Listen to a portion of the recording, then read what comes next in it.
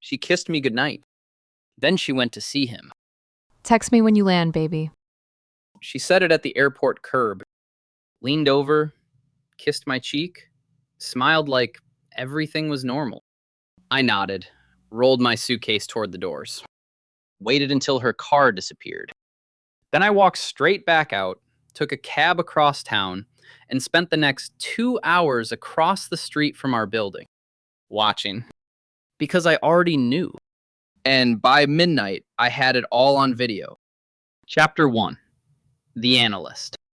I worked as a cybersecurity analyst in Seattle.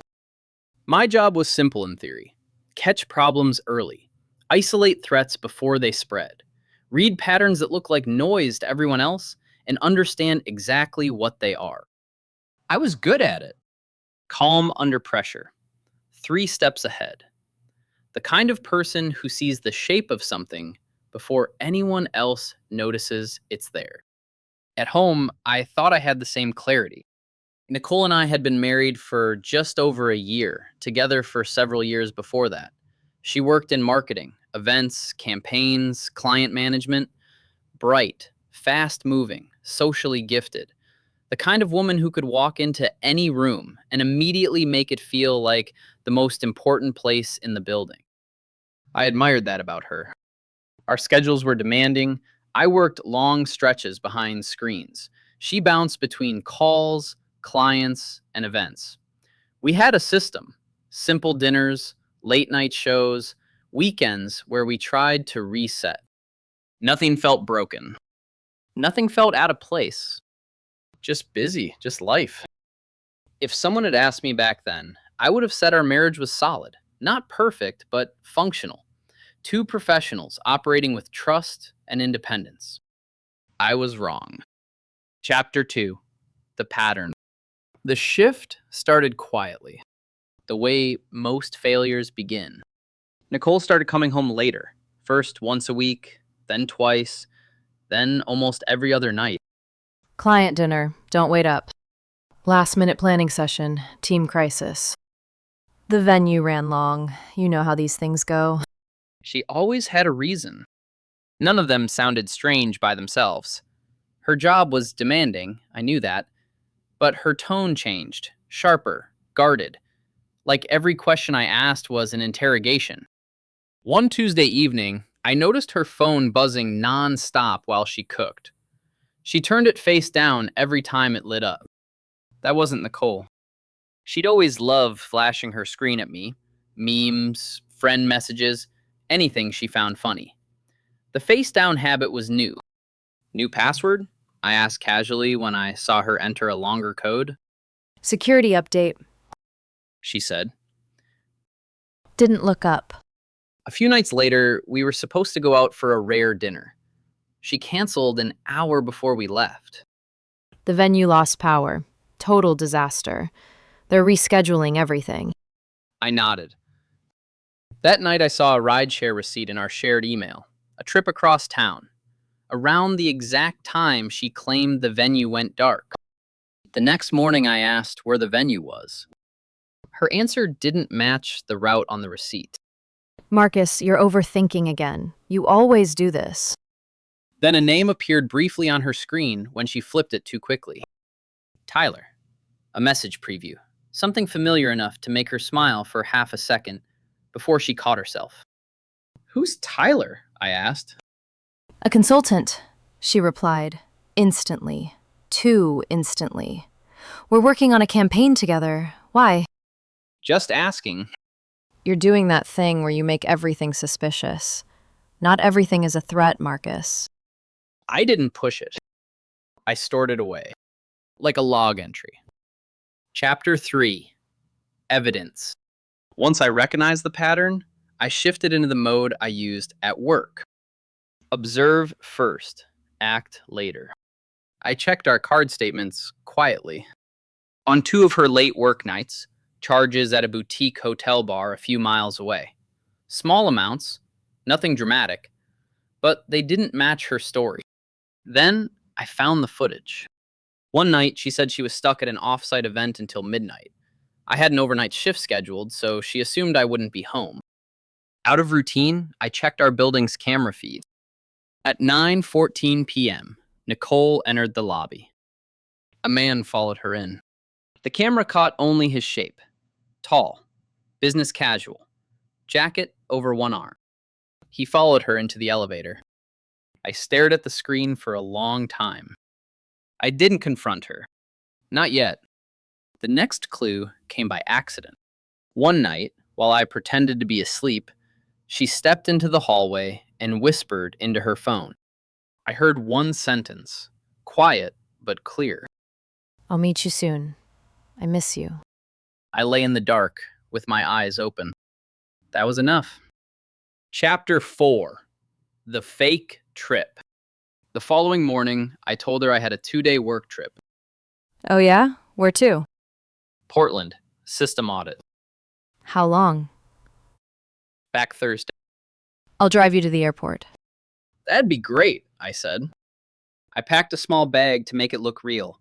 Booked a cheap hotel 2 blocks from our condo. I wanted to see exactly what she did when she thought I was gone.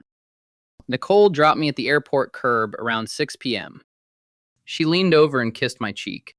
Text me when you land, baby. I'll be thinking about you. I will, I said.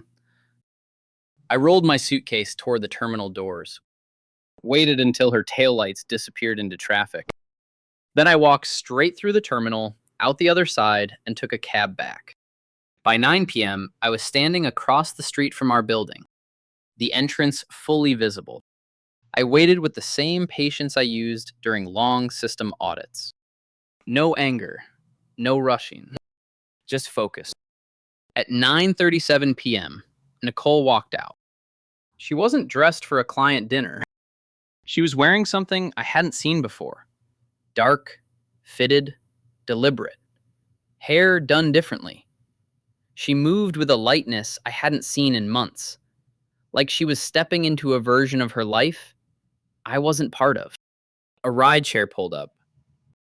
She got in without looking around. I followed. Chapter 5: The Hotel. The car stopped outside a boutique hotel downtown. Nicole stepped out without hesitation and walked inside like she'd been there before. I stayed across the street. Kept my distance. Watched the entrance. 10 minutes passed. Then he arrived. Mid-40s, business casual, jacket over one arm. He checked his phone once, then walked straight in. No uncertainty, no hesitation. Tyler. I took out my phone and started recording. Not out of anger, out of habit. Documentation matters. At 11:12 p.m., they came out together. Nicole was laughing at something he said, her hand resting lightly on his arm, easy, familiar, like it belonged there. Then she kissed him. Not quickly. Not like a mistake. Like it was routine. I kept the camera steady. Recorded for several seconds. Then I lowered my phone. That was enough. More than enough. Chapter 6: The Confrontation. I went home. Laid everything out on the dining table. Printed receipts, screenshots, a compiled timeline of timestamps, the video queued up and ready. Clean, organized, clear. I sat in the armchair and waited. Nicole walked in just after midnight. She saw me and stopped. Marcus, I thought your flight. Do you have something to confess? I asked. She froze. I opened my phone, found the video, and turned the screen toward her. Nicole and Tyler, outside the hotel, her hand on his arm. Then kissing. The color drained from her face. She sat down slowly, hands shaking. She picked up a hotel receipt and set it back down. I made mistakes, she whispered. That's not a confession. That's a press release. I'll tell you everything. All of it. Just let me explain. Start. It wasn't supposed to become anything. It started months ago after a project meeting. Tyler and I were talking. He was easy to talk to. He paid attention to me in a way that I hadn't felt in a long time. You talked, I said. And then what? Hotels don't appear in conversations. Marcus, I know. I know this is horrible. I know I hurt you. How long? A few months, maybe most of the year. I looked at the receipts on the table. Meetings, drinks, hotel rooms. You walked another man into my building. You kissed me goodnight after seeing him. I felt invisible. You were always working, always behind a screen. You stopped noticing me. And I don't mean at work, I mean at home, in bed. You made me feel like I was just there, like furniture. Tyler actually makes me feel something. Don't. I'm being honest. You want to talk about honesty? My voice stayed flat, controlled. You haven't been honest in a year. You had 100 options before this. You could have talked to me. You chose to lie instead. I tried to talk to you. You never listened. You tried once, in February. I suggested counseling. You said it wasn't that serious. She had no answer for that. I know I was wrong. I know there's no excuse, but Marcus, I don't want to lose this. I'll block him right now. I'll quit the job. I'll do whatever it takes. Just, please, give me one chance. You already had the chance. You had every day of the last year. I made a mistake. You made a pattern for months. That's not a mistake. That's a decision you kept making. She leaned forward, voice cracking. I'm sorry. I'm so sorry. Please don't end this over one bad year. We have years of good. Don't throw that away. I looked at her for a long moment. Sleep in the guest room tonight. We'll discuss next steps in the morning. I gathered the papers into the folder and stood. There was nothing left to argue.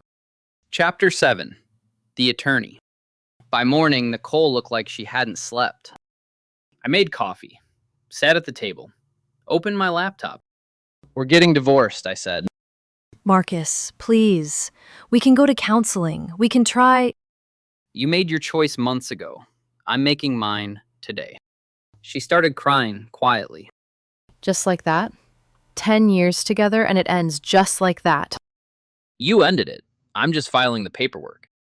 She didn't argue after that. I met with Rachel Bennett that afternoon, divorce attorney. Organized, direct, unfazed by anything I showed her. She reviewed the folder carefully. You documented this thoroughly. Hotel charges, rideshare receipts, timestamps, video footage, misuse of marital funds. This gives us a strong position. I don't want to destroy her, I said. I just want out clean. You'll get out, and cleanly. I'll make sure of it. One thing, is there anyone else involved? Anyone she was seeing who might complicate things? Tyler Harmon, mid-40s. He's engaged to someone named Claire. That's her problem, not yours. Focus on your exit. I nodded. But that evening, I searched Tyler online. Recent engagement photos with Claire. Smiling, happy. A woman who had no idea. I created a clean email. No emotion, just evidence and dates. She deserved the same clarity I had. I sent it and closed my laptop. Claire acted fast. Tyler was out of her apartment by that evening. The next morning, she contacted Nicole's company, attaching chat threads she'd found on Tyler's phone. Business scheduling mixed with personal meetups, dates and locations that matched everything in my folder. Nicole's department called her in. They took me off 2 major accounts, she said quietly when she got home. Compliance is reviewing everything. I might lose my position entirely. I didn't respond. It wasn't my responsibility anymore. 2 days later, I handed her the papers. She cried when she saw the settlement terms, but she didn't fight. I kept the condo, investment accounts, my car. She walked away with a smaller share and 1 vehicle. Chapter 8. After. Nicole moved into a small rental near her office. Friends drifted, coworkers whispered. The bright, social, fast-moving woman she'd been slowly contracted into someone quieter and more careful. I didn't take any pleasure in watching it. This wasn't revenge. It was consequence. The quiet in the condo felt unfamiliar at first. Then it felt like mine. Morning runs, clear-headed workdays, evenings at a boxing gym near the waterfront. Structure I hadn't had in years because I'd been too busy managing someone else's chaos without realizing that's what I was doing. At work, I grew closer to Sophie. Similar sense of humor, lunch occasionally, conversations that didn't feel heavy. No pressure, no expectations, just possibility. Nicole stayed quiet for 7 months. Then she emailed. Marcus, I know I don't deserve your time, but I'd like to talk. Just once. Please. We met at a cafe near her office. She looked thinner, tired. The shine she'd always carried had faded. I'm not asking for anything. I just wanted to apologize properly. To say it to your face. I let her talk. The affair cost me everything. My accounts, my reputation. Tyler blamed me and disappeared. Ashley stopped calling. I've spent 7 months understanding what I actually threw away. She looked at me. Do you hate me? No, I said. I don't feel much of anything. And that's probably the saddest part of all of this. She nodded slowly. I know. I did that. Yeah, I said. You did. We ended the conversation politely. No plans to keep in touch. No second chances. As I walked away, I noticed how light I felt. The man who missed every warning sign wasn't the man walking home. Some endings don't hurt. They just close. And this one closed clean. That's where this story ends. Thank you for listening. If this one stayed with you, subscribe, leave a like, and turn on notifications. See you in the next one.